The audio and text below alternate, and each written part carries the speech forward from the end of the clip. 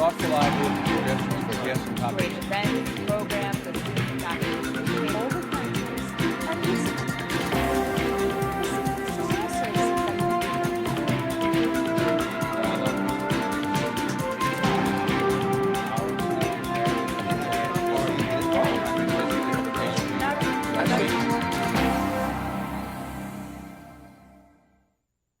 Welcome to this week's segment of Dialogue Houston. I'm your host, Lawrence Payne. To our regular viewing audience, welcome. To those perhaps joining us for the first time here for Dialogue Houston on ACC TV, you can find us now every Tuesday and Thursday at 6 a.m. and again at 6 p.m. and on Saturday afternoons at 3 p.m. As always, at the top of the hour, let me thank you for your thoughtful calls, emails, and text messages concerning previous shows we've aired here on ACC TV Dialogue Houston, but particularly your great ideas for guests and topics and subject matters to be covered on future segments of Dialogue Houston. For after all, this is your community affairs, public affairs show here on ACC TV, proudly now in its 29th season. We have a very special guest for you this afternoon. It's someone I've worked with and have known for a while, and I consider him a friend, but he's also a great thinker. He's a deep thinker. And what I really appreciate about Jeff is that he thinks these things through and these issues through and figure out a way to make them make common sense so that most laypersons can understand them and digest them in little bites and bits. Jeff Reichman is the principal of January Advisors. So I'm just going to say, welcome, Jeff. Thanks, Larry. How are you? I'm doing okay. Happy Friday. Happy Friday. So I'm going to start off with the bad joke that you've heard 100 times. If you only advise in January, what do you do the other 11 months? No. Oh, it's vacation by design. I know. I love it. I love it. I love it. First of all, tell us a little bit about yourself and then about your company. Sure. My name is Jeff Reichman. I'm a principal with January Advisors. I look at data and I like to visualize data, explore it, and understand what it can tell us about the world. I see data as just another language.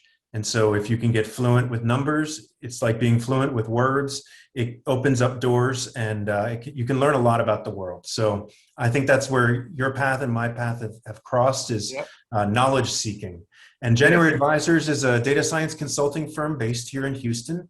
We look at public sector and nonprofit sector issues and work with clients all across the region. Well, and y'all have done some great work for many clients in many different sectors, Thank you. Including the city of Houston. Before I dive into that, though, let's talk about a couple of general things.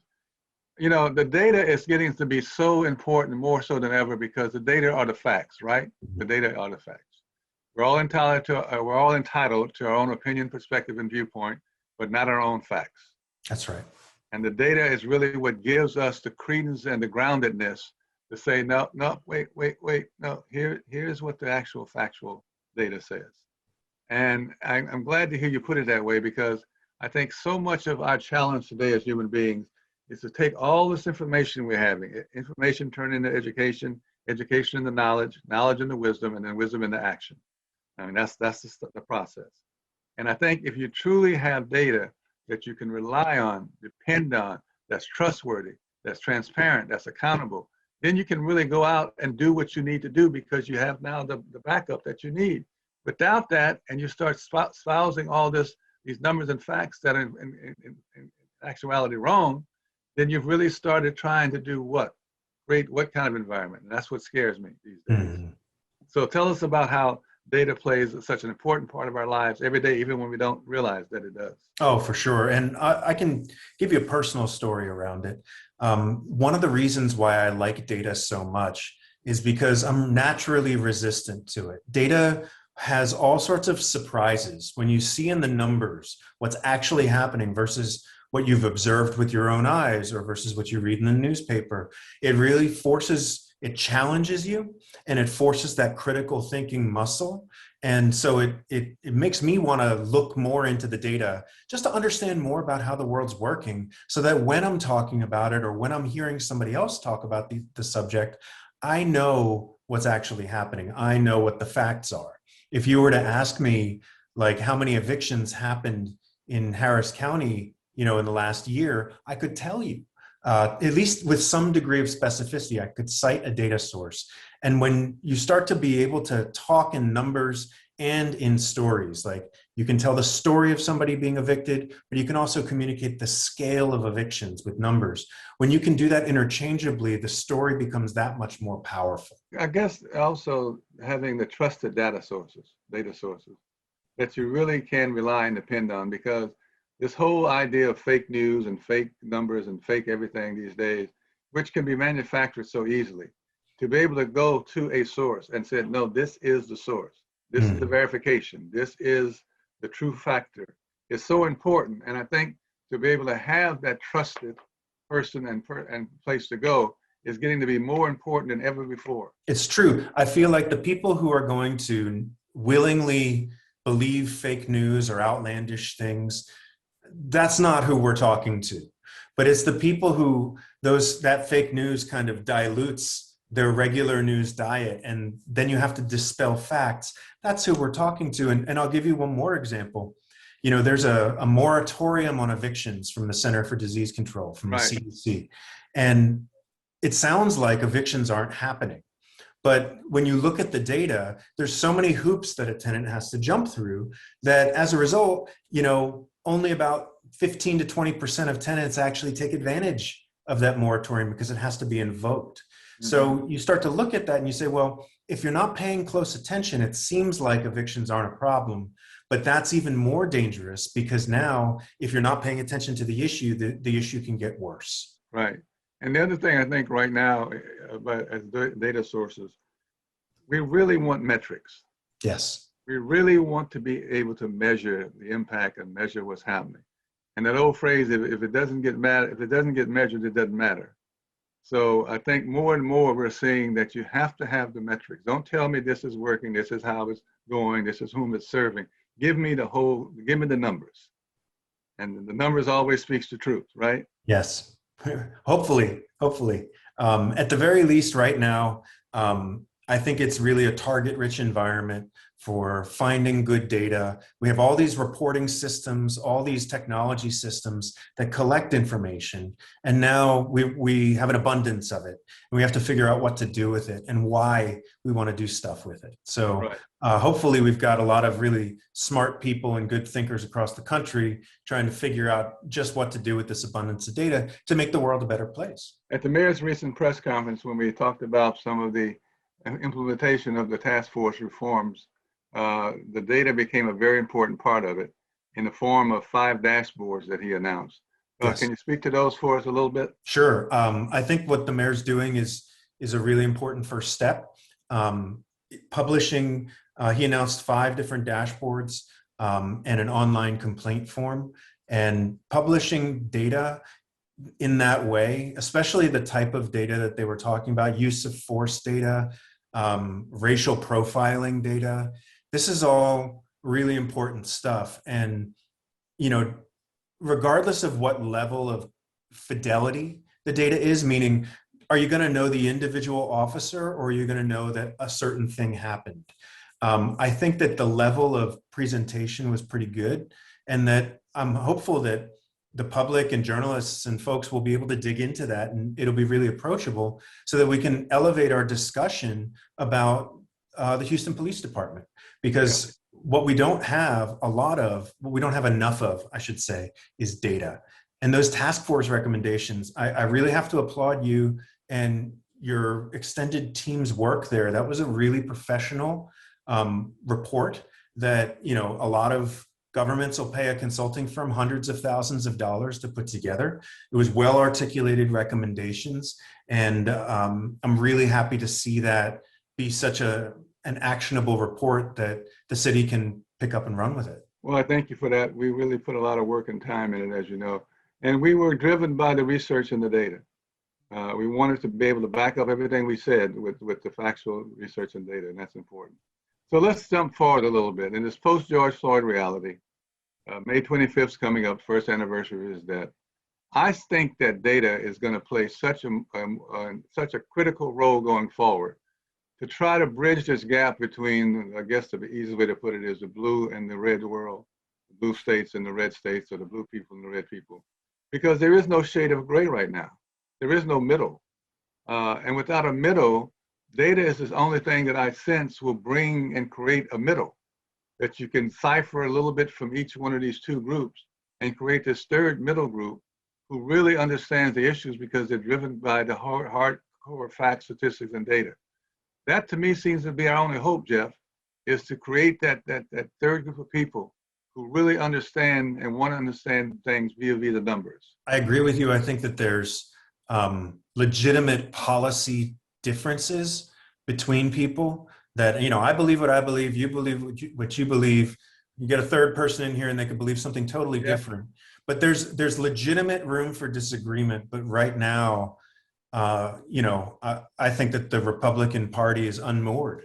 It's unmoored from the facts. And so that means that that's largely happening in Democratic circles, which have become really wide and large and diverse and representative of perhaps a really wide-ranging series of points of view that are legitimately different, but anchored to facts. I would like to see more Republicans being more data-driven and data-informed and helping us elevate this data-driven discussion. What is the best way, do you think, to utilize data in your advocacy work? How to use the data as when you do your advocacy? That's a great question. There's so many different ways. I think one of the frameworks that I think about is scale. Oftentimes, you know, as a data guy, I'm criticized, you know, there's a human being behind each number. How can you talk about numbers like that when these are people? And I'm always reminded of that. I'm reminded of that in the work itself. But when you can start to look at scale and say, you know, we've identified over 20,000 Harris County residents who can't vote because they're on probation or parole. And that to me is the difference between in a mayoral election. That's more than the difference in a mayoral election. That can change elections. That voter disenfranchisement, when you can quantify it, is really important. When you can say in a normal year, there's 40,000 or so evictions in Harris County. That's a lot of families. That's a lot of households. And then when you break it down back to that individual level and you see how traumatic an eviction is, or what one vote means in the context of a close election, you can really start to see the toll that it takes and the scale that our region operates at. And from an advocacy standpoint, I think that Houston and Harris County have a lot of people watching them.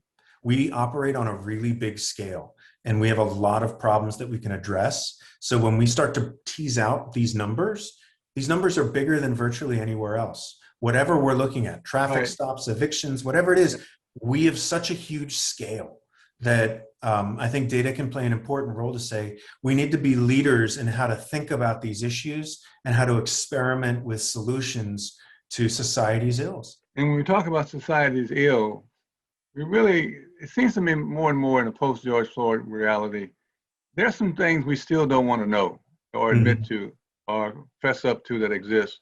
Some have been historical and long-standing, some have been created now, or the veil hadn't been created, but the veil has been ripped off of it because of COVID and other things.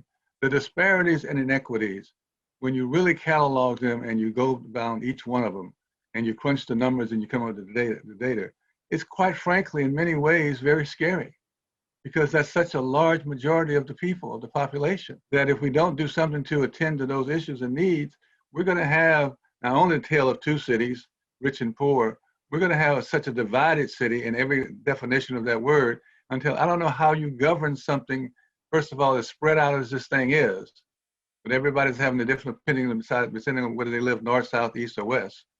And that within itself means a challenge to governance going forward, whoever that person may be. Yes.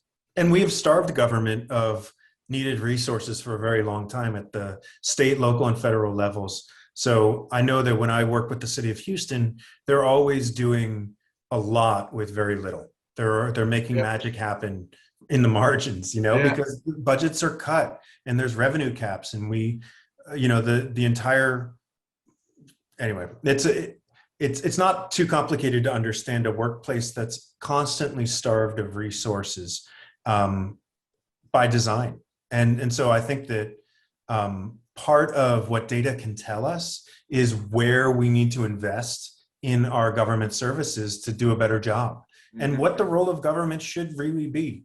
That's, for what it's worth, when we do the city hackathons every year, Which one of is my a wonderful, favorite. wonderful events, by the way. Yeah, Thank you so much, and we love it when you're there. It's always a joy.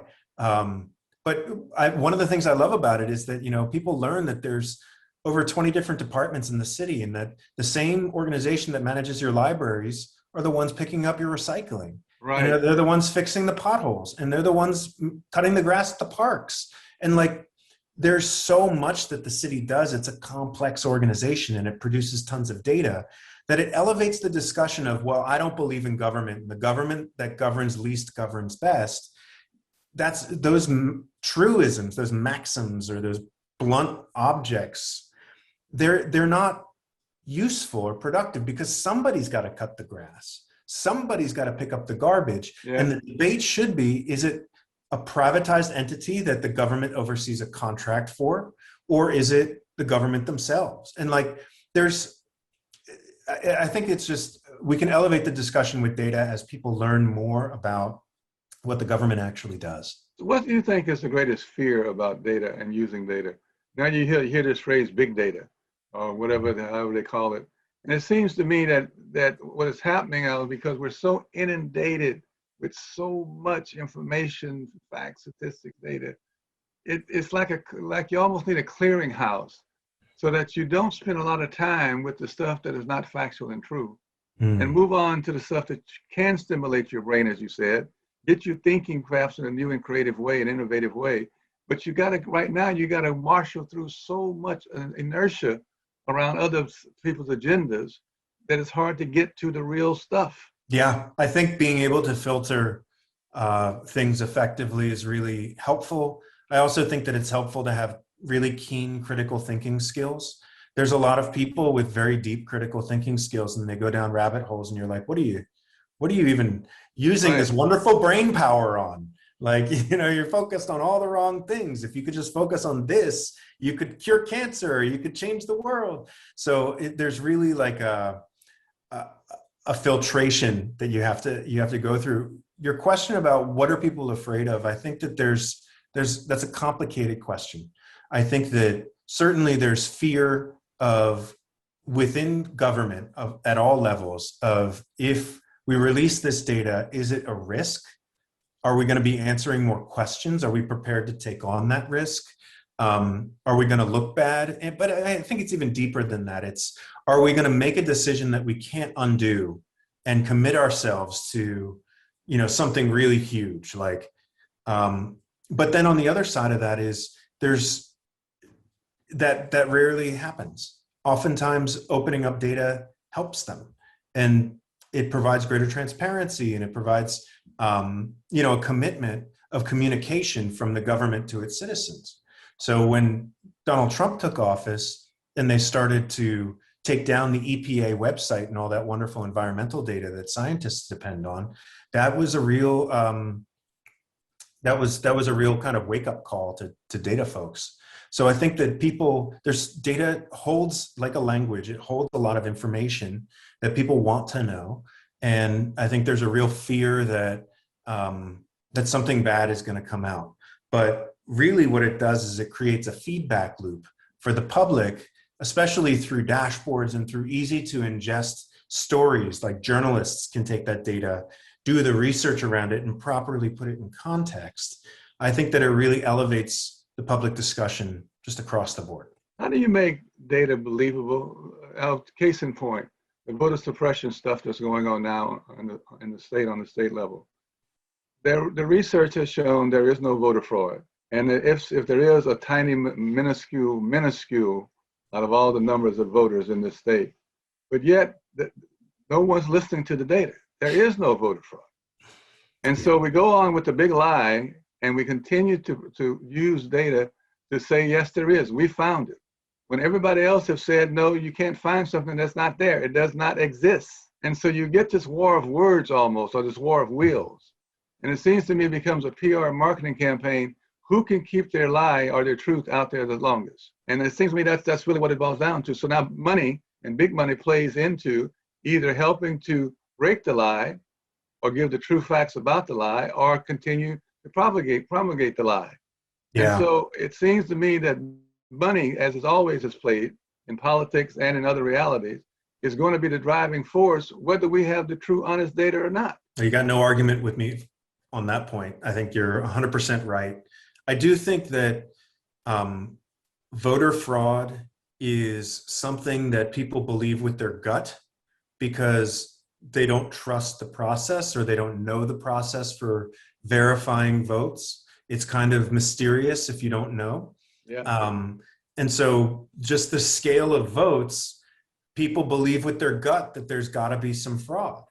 And when that's flamed, when that fire is fanned, then people cease to listen to the data.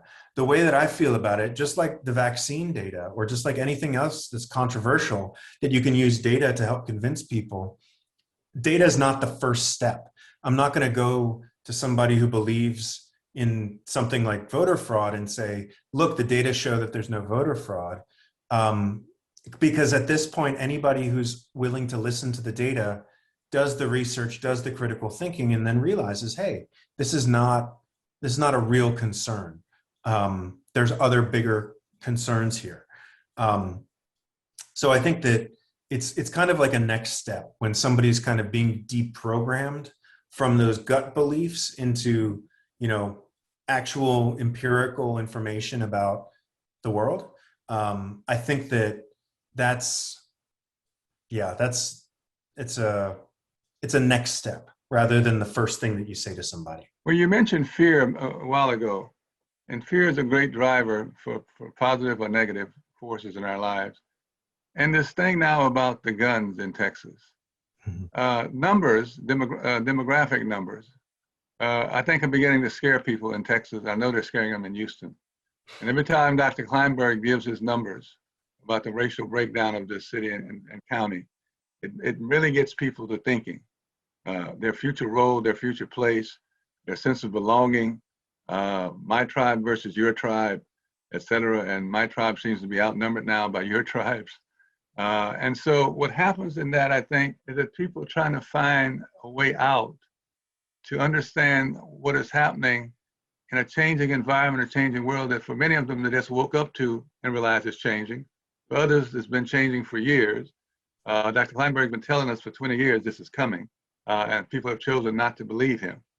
So as we go forward with this fear factor of guns, well, let me put it this way. One of the ladies that worked with us on the task force said, Larry, I've always worried about my 3 sons encountering police officers, particularly white police officers.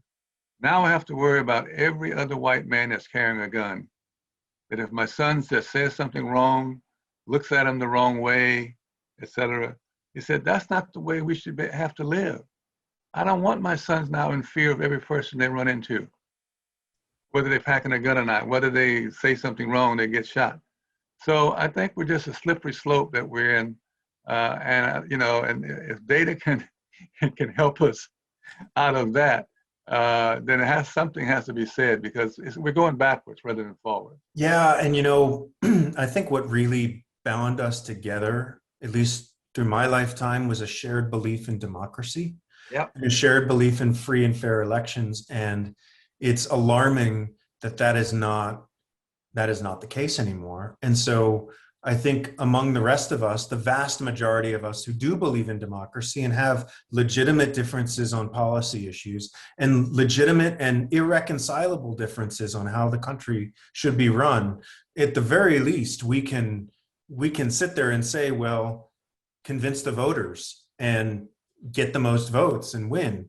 And that's really not what we have right now. And I'm not sure what we can do about that other than to reaffirm the fact that the vast majority of us still believe those things, and that we have to reassert our mutual belief in democracy in order to not tolerate the more extreme ideologies, specifically fascism, that have crept their way into the mainstream. We got about 3 minutes left, so let's put on our crystal ball. As you know, in a short 15 years, the city of Houston will be 200 years old. In 2036, we celebrate our 200th anniversary. Mayor Turner is the 62nd mayor of the city, with term limits that should be the 64th mayor into the first year of her second term, the Hispanic mayor, woman. What do you see her saying about Houston in the refurbished Discovery Green as we celebrate the 200th anniversary of the city? What should be our number one aspirational goal as a city to get to that point of being able to not have to talk about so many of the issues we're talking about now? In another 15 years, we have eradicated some things. We have done public policy around some of the things that needs to be done. We have done systemic change around some of the issues.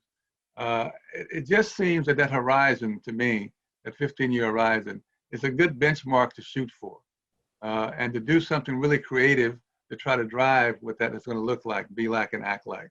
Mm-hmm. What are your thoughts very quickly? Well, I think that the message is still going to be prosperity. And that's always been the message of why you should come to Houston, so that you can prosper. But I think prosperity will look very different. It used to be you get a good job, you buy a nice house, you are able to retire at 65. Prosperity in the future might be a little more bleak. It might be a little bit more, you have space to survive, you have safety, you have a place where your family is safe. I think that prosperity will be redefined in a new generation, but Houston is still going to be a beacon for it. But we have to address our longstanding environmental justice issues. We have to address the longstanding harm perpetuated against our African-American community and our Hispanic community, but specifically our Black communities. And, you know, we have to really lead the way in the state to be able to manage, as you say, a region as diverse geographically and sociologically as we have. We need more power to be able to enact the rules that we want to enact and live the way that we want to live without fear of the state smacking it down. Yeah, well, I think going forward, that phrase, demography is destiny. Demographic changes is our destiny going forward. I think the way to make sense out of that is not fear and not looking at the numbers that way, but looking at the data that says these are the issues we must address. They're not optional. And here's why. And here's the numbers that back that up. So I think we can continue, as I said earlier, to play like we don't know. Or we can get on the ball and start acting like we do know what needs to be done and to do it. There's an old phrase is, now that I know that you know that I know you know that you know, then you have to take responsibility. I get to hold you accountable. You can't sit on the sideline. You have to commit one way or the other. And data should help people not only with their commitment, but with their accountability, to really be clear on what they're trying to achieve and why they're trying to achieve it. So I applaud you in your work going forward. I think you're going to need things like the work that you do more and more going forward. And I think it's just going to help us try to live through this changing, growing society.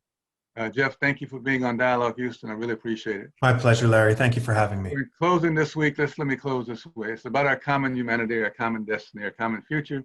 It's about what kind of city we want together as we jointly create it. We get to co-create the future. That's a beautiful thing at this point in life, to be able to be a part of the co-creation of the future of what you expect this city to be. It is a growing, loving city. It is a city that has a lot of good components. It needs help in many areas. It needs sensitivity, awareness, compassion in many areas to be able to address all the issues. We're going to keep exploring issues related to all these things here on Dialogue Houston as we go forward. We thank you every week for being part of us as we continue to explore Houston and all the facets of Houston, socially, economically, politically, economically, and spiritually that make up this great city. So until the next time we come together, everyone, please stay well, be safe, and peace, power, and love.